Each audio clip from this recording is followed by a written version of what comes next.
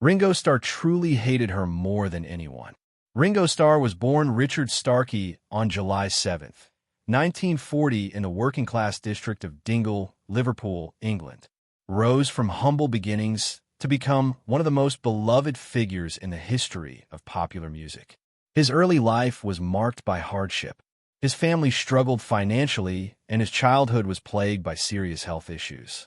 As a young boy, Ringo spent long periods in hospitals recovering from illnesses such as peritonitis and tuberculosis, which kept him away from school and delayed his education.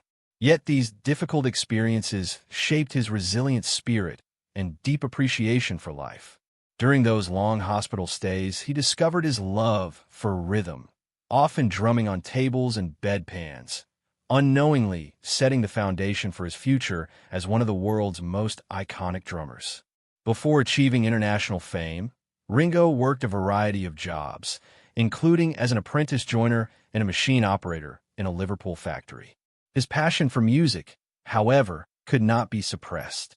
Inspired by skiffle and early rock and roll, he began playing drums with local bands, eventually joining Rory Storm and the Hurricanes, one of Liverpool's leading groups of the time. His dynamic drumming style and cheerful personality made him stand out. And by 1962, destiny came calling. When the Beatles' original drummer Pete Best was dismissed, Ringo was invited to join John Lennon, Paul McCartney, and George Harrison.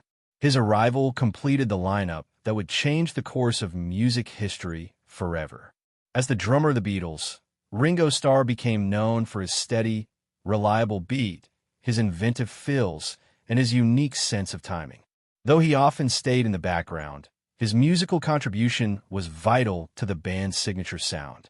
Songs like Ticket to Ride, Rain, and A Day in the Life showcase his ability to enhance melodies with subtle yet powerful rhythm work.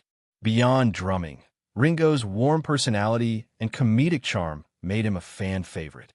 He also stepped into the spotlight as a singer on several Beatles tracks, including With a Little Help from My Friends, Yellow Submarine, and Octopus's Garden, each of which reflected his approachable, good-natured character and childlike sense of wonder.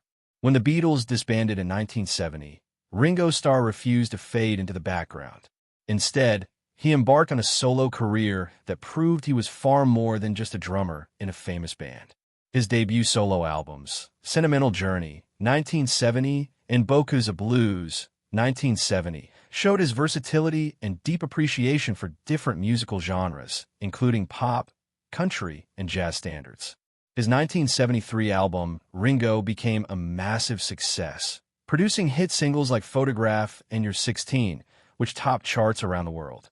His friendly, relatable style resonated deeply with audiences, and his collaborations with his former Beatles bandmates demonstrated the enduring bond they shared even after the band's breakup.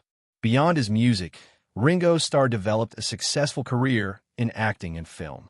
He appeared in several movies, including Caveman, 1981, That'll Be the Day, 1973, and The Magic Christian, 1969, alongside Peter Sears. His natural comedic timing and down-to-earth personality made him an appealing presence both on-screen and off.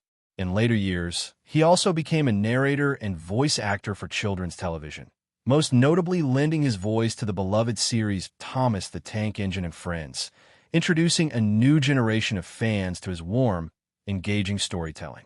In the decades that followed, Ringo continued to tour and record, performing with his all-star band, a rotating lineup of celebrated musicians from various generations.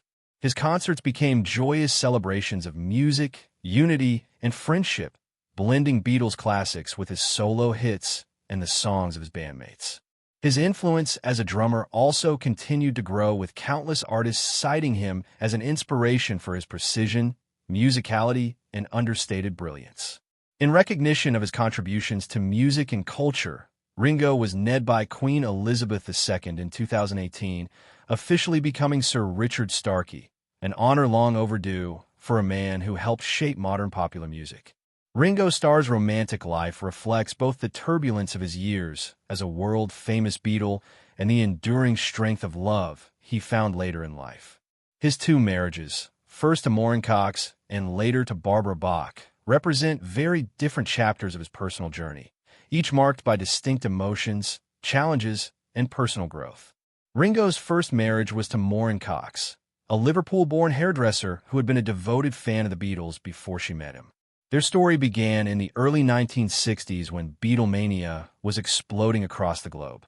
Maureen and Ringo met at the Cavern Club, the famous underground venue where the Beatles honed their craft and built their earliest fan base. Maureen was just a teenager when they met, and despite the overwhelming chaos that surrounded the band, their affection for one another grew quickly. Ringo, known for his warmth and humor, was deeply attracted to Maureen's grounded nature. Unlike many others drawn to his fame, she saw him as Richard Starkey, the man behind the drums, not just Ringo Starr, the international sensation. The two married on February 11th, 1965 at the height of the Beatles' fame. Their wedding caused a media frenzy as thousands of fans gathered outside the registry office, hoping to catch a glimpse of the newlyweds. Inside, the ceremony was intimate and emotional, attended by close friends and family, including fellow Beatles John Lennon and George Harrison. Maureen's loyalty and strength during those years were remarkable. While Ringo toured the world and faced the pressures of superstardom, Maureen maintained their home life in England, often shielding him and their growing family from the overwhelming spotlight. The couple went on to have 3 children, Zach, Jason, and Lee Starkey. Zach would later follow in his father's footsteps, becoming a respected drummer in his own right and performing with iconic bands such as The Who and Oasis. However, as the years passed and the Beatles dissolved in 1970, the couple's marriage began to face serious strains. Fame, long separations, and the temptations of the rock and roll lifestyle took a toll. Ringo himself has openly admitted that he struggled during this period as he turned to alcohol and lived a wild, chaotic lifestyle after the Beatles breakup. Despite Maureen's efforts to hold the family together, their relationship became increasingly distant. Their marriage officially ended in 1975, though they remained connected through their children and mutual respect. Tragically, Maureen Cox later passed away in 1994 from leukemia at only 48 years old. Her death deeply affected Ringo, who was by her side in her final days. He later said that she had been one of the most genuine and caring people he had ever known, a true part of his life that he would always carry with him. After years of soul-searching and personal transformation, Ringo found love again with Barbara Bach, an actress and model best known for her role as the Bond girl Anna Amasova in the 1977 James Bond film The Spy Who Loved Me.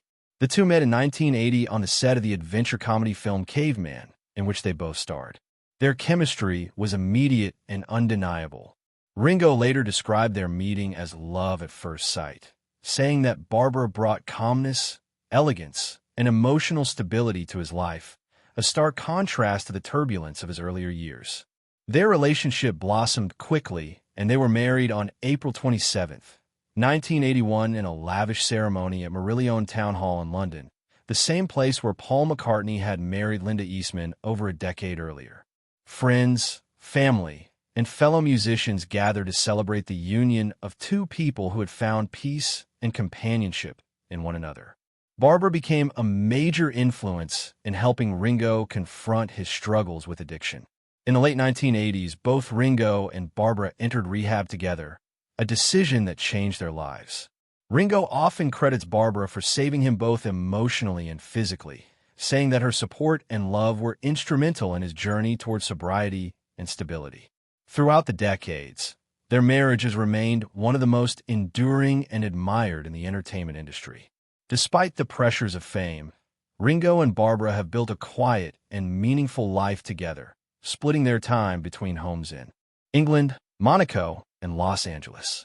They are known for their shared interest in humanitarian causes, particularly in support of environmental protection and addiction recovery programs. Barbara and Ringo also share a deep commitment to peace and love, a philosophy that Ringo often expresses through his art and music. Through the years, the Beatles have been regarded as the epitome of musical brotherhood for young men from Liverpool who changed the world together. Yet behind the fame and unity that captivated millions, tensions often brewed within the band, some of them running deeper than the public ever realized. For Ringo Starr, the quiet Beatle George Harrison was someone he admired, respected, and played alongside through the group's rise to immortality. But over time, personal slights, jealousy, and betrayal began to creep into their relationship, leading Ringo to later admit that he had harbored more anger toward George than anyone else in his life. "George was like a brother to me," Ringo once said. "But sometimes brothers fight harder than enemies ever do." Those words carried years of unspoken tension. Though Ringo was often seen as the peacekeeper of the Beatles, his calm exterior concealed frustrations that built up through their years of stardom. Ringo had joined the group last, replacing Pete Best in 1962, and quickly found himself in a whirlwind of fame. George, who had been with John Lennon and Paul McCartney from the beginning, often treated Ringo like an outsider, not crewy, but with the subtle superiority of someone who had been there first. George could be distant, Ringo recalled. He had his own world, his own spirituality, and sometimes he made me feel like I didn't belong in it. The tension reached a boiling point during the later Beatles years when personal egos and creative ambitions began pulling the group apart. George, eager to be recognized for his songwriting, felt overshadowed by Lennon and McCartney. Ringo, meanwhile, struggled to find his place in a band where his musical contributions were often minimized.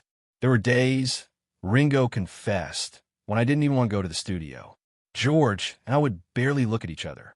I was tired of feeling invisible. The filming of Let It Be in 1969 captured the strain vividly. Silent glances, short tempers, and moments when Ringo simply walked out, unable to handle the tension. But what truly shattered Ringo's affection for George came later when personal lives became entangled.